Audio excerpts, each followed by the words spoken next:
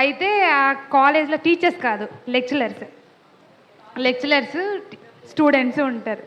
అయితే ఆ లెక్చరర్ ఏమొచ్చి పిల్లలకి ఎగ్జామ్ పెట్టాడనమాట స్కూల్లో, అదే ఆ క్లాస్లో పిల్లలందరికీ పెడితే ఒక ముగ్గురు పిల్లలు ఏమొచ్చి స్కూల్ నుంచి ఎస్కేప్ అయిపోయారు ఇంటర్వెల్కి. మధ్యాహ్నం ఎగ్జామ్ అంటే ఇంటర్వెల్కి అదే లెఫ్ట్ అయిపోయిన తర్వాత ఆ మిగతా పిల్లలందరికీ ఎగ్జామ్ పెట్టేశారు సారు.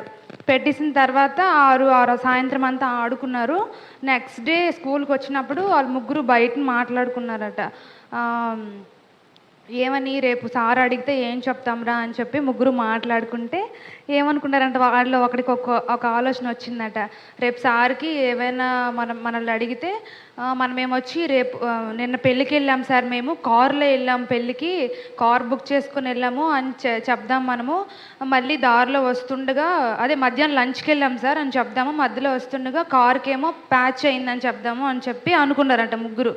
అనుకొని నెక్స్ట్ డే క్లాస్కి వచ్చినప్పుడు ఆ సార్ అడిగారట, మీరు ముగ్గురు నిన్న ఎక్కడికి వెళ్ళారు, ఎగ్జామ్కి రాలేదు కదా అంటే ముగ్గురు లేచి, సార్ మేము నిన్న మధ్యాహ్నం లంచ్కి వెళ్ళాము కార్ బుక్ చేసుకొని, అయితే మధ్యలో కార్ ఏమో ప్యాచ్ అయిపోయింది, అందుకే రాలేకపోయాం సార్ అని అన్నారట. అయితే అతను అన్నారట, సరే మీరు ఈరోజు ప్రిపేర్ అవ్వండి, రేపు ఎగ్జామ్ పెడతానని చెప్పి అన్నారట సార్ వాళ్ళ ముగ్గురికి.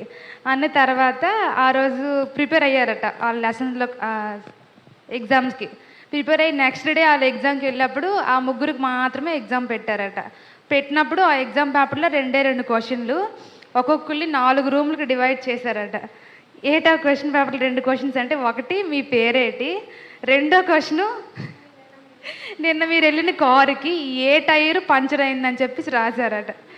అయితే 4 రకరకాల ఆన్సర్స్, ఒకటి లెఫ్ట్, ఒకటి రైట్, ఒకటి వెనక ముందని రాసేసరికి ఎగ్జామ్ పేపర్లు తెచ్చి సార్ రాస్తాం సార్ అని ఇస్తే ఒక్కొక్కరి నుంచి ఒక్కొక్క ఆన్సర్ వచ్చిందంటే సార్కి తెలిసిపోయింది ఏంటి ఇలా అబద్ధం చెప్పారని.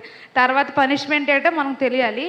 అలాగే దానిలో ఈ కథలో నీతి ఏంటంటే, మనం అబద్ధం ఆడడం వల్ల చాలా నష్టాలు వస్తాయి. తర్వాత సార్ పాయింట్ అవుట్ అయిపోతారు కదా, వాళ్ళు వీళ్ళు అబద్ధం ఆడారు, నెక్స్ట్ నుంచి వీళ్ళు బాగా చదువుతారో లేదని చెప్పేసి. సో మనం ఈ కథలో నీతి, అబద్ధం ఆడకూడదు. దాని ప్రకారం మన బైబిల్లో ఒక స్టోరీ చూసుకుంటే, సిరియా దేశంలో నయమాన్ అనే ఒక సైన్యాధిపతి ఉన్నాడు. ఆ సైన్యాధిపతికి కుష్ఠరోగం వచ్చిందనమాట ఆ కాలంలో. అయితే వాళ్ళు ఏం చేశారంటే, మన ఇశ్రాయేల్ దేశం నుంచి ఒక చిన్నదాన్ని తీసుకొని వచ్చేస్తుంది కదా పనిచేయడానికి. ఆ చిన్నపిల్ల ఏమని చెప్పి సజెస్ట్ చేస్తుంది, మనకు అందరికీ తెలిసిన స్టోరీయే. సజెస్ట్ చేస్తుంది ఏమని, మా దేశంలో ఒక ఎలీషా ప్రవక్త ఉన్నాడు, ఆ ప్రవక్త దగ్గరికి వెళ్తే మీరు స్వస్థత పొందుతారండి, ఖచ్చితంగా మీరు అక్కడికి వెళ్ళాలని చెప్పి తను మంచి కోరుకుంటుంది తన అదే యజమానుడి పట్ల. అయితే చిన్నదాని మాట పట్టించుకొని వెళ్తారు అక్కడికి, ఆ దేశానికి. వెళ్ళినప్పుడు అతను ఏమంటాడు, మీరు 7 సార్లు యోర్దాన్ నదిలో ములిగితే మీరు స్వస్థత పొందుతారని చెప్పేసి అంటారు. అన్నప్పుడు ఇతను కోపం వస్తుంది, మన రాజ్యంలోని మనకి నదులు లేవో, ఇతను ఎక్కడికి వచ్చి ములగమంటున్నాడేంటి, ఇతను ఏదో వచ్చి ఒక అద్భుత కార్యం చేస్తాడేమో అనుకున్నానని చెప్పి తిట్టుకుంటాడు అనమాట. అయితే అందులో ఒక సేవకుడు అంటాడు, అయ్యా ఇంత దూరం వచ్చాం కదా, ఇతను చెప్పిన మాట విందాం ఒకసారి అని చెప్పేసి అంటే అతను అలాగే చెప్పి వెళ్తాడు. యోర్దాన్ నదిలో 6వసారి ములిగిన తర్వాత 7వసారి ములిగిన తర్వాత అతని దేహం, పసిపిల్లల దేహం వల్లే అతనికి ఉన్న జబ్బు అంతా పోతుంది అనమాట. సో ఇది అయిపోయిన తర్వాత అతను తన గిఫ్ట్గా ఏమన్నా ఇవ్వాలి ఎలీషా గారికి అని చెప్పి అనుకుంటే, నాకేం వద్దు బాబు అని చెప్పి అనేస్తాడు కదా, మనకందరికీ తెలిసిందే.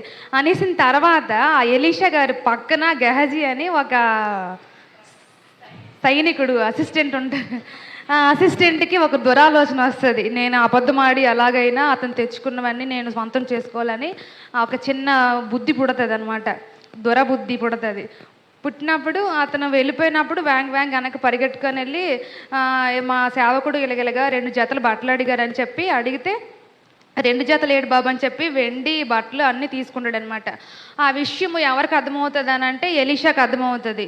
ఏమని, గెహజీ నువ్వు ఎక్కడికి వెళ్ళావంటే, నేను ఎక్కడికి వెళ్ళలేదు ప్రభువా అని అంటాడు. నేను ఎక్కడికి వెళ్ళలేదు సేవకుడు అని అంటే, అయితే నువ్వు ఆ బండి వెనకతలు పరిగెట్టినప్పుడు నా మనసు నీతో కూడా రాలేదా అని చెప్పేసి ఎలీషా గారు అంటారు. అప్పుడే నయమానుకు కలిగిన కుష్టి ఎలాగైతే పోయిందో ఆ కుష్టి అంతా నీకు వస్తుంది, నువ్వు వాడిన అబద్ధం వల్ల అని చెప్తే, నీకును నీ సంతతికిని అని చెప్పి అప్పుడు చెప్పిస్తారనమాట. సో చిన్న అబద్ధం వల్ల మనం చాలా పెద్ద అనర్థాలు ఎదుర్కోవాల్సి వస్తుంది. అందుకే మనం మాట్లాడినప్పుడు, ఎవరితోనైనా మాట్లాడినప్పుడు ఏ అబద్ధం ఆడకుండా ఉన్నది ఉన్నట్లుగా మాట్లాడదామని అనుకున్నాను. ఈ చిన్న స్టోరీ దేవుడి దించిన కాక ఆమె